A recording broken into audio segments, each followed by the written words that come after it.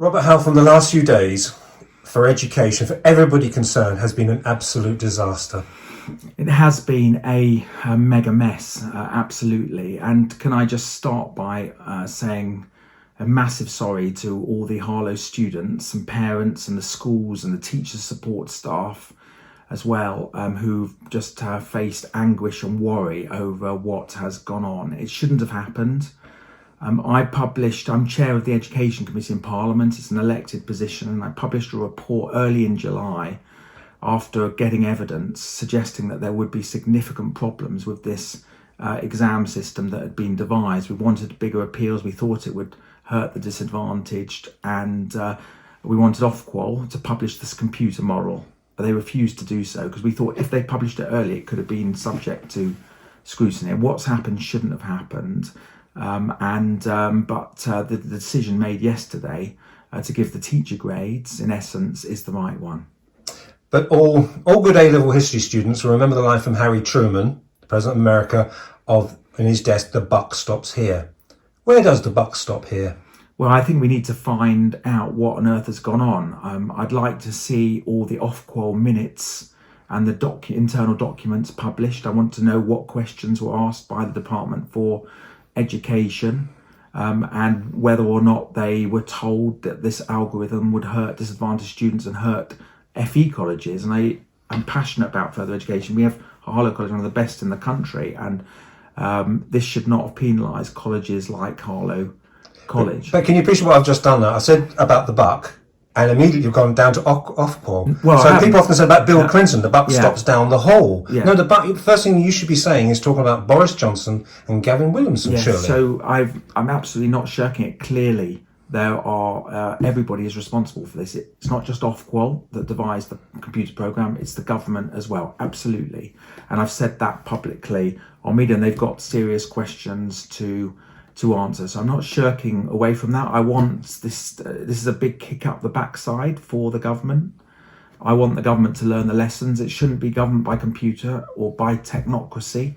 It should be a government for the people, which empathises with the public, that makes decisions knowing that it affects the lives of millions of ordinary folk. And I'm pretty unhappy what has occurred, and I've made that clear not just with your Harlow today, but also on the national media, on the BBC and the ITV. But we need to find out exactly why it has gone wrong, who was responsible, and then make the decisions after that. One of the problems, yesterday evening I was across the field in Church Langley, young lady Charlotte, who's now going to Cambridge, but on Friday she didn't have the grades to go to Cambridge.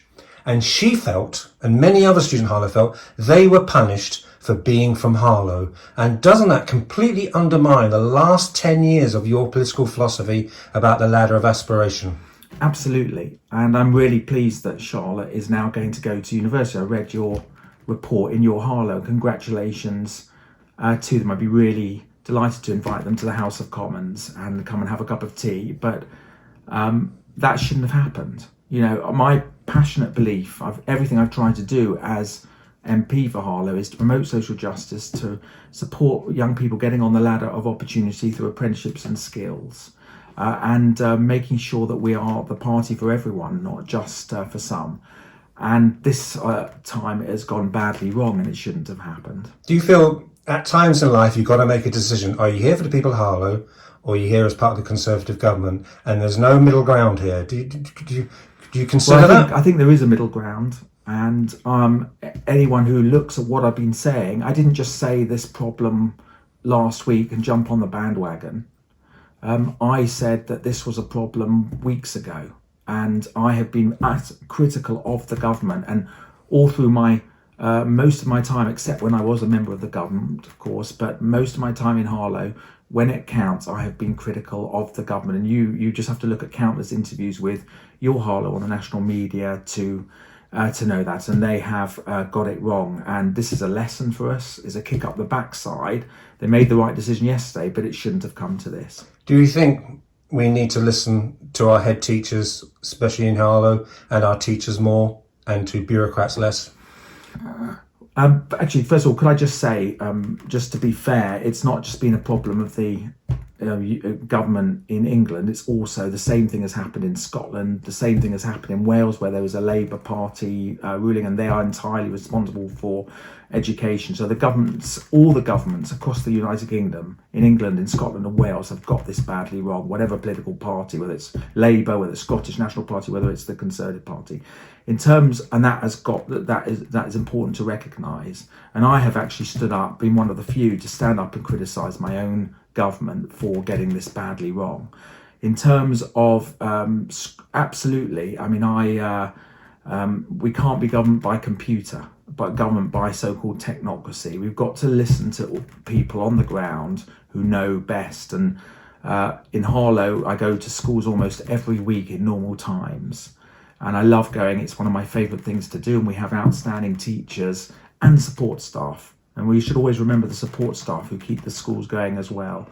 And we should be listening to the people on the ground much more than we do. And if anything comes out of this, I hope this gives us a good kick up the backside and make sure that we go back to what we promised at the general election, which was to be a government addressing social injustice, to be a government that gets young people on the ladder of opportunity, and to be a government that is for workers.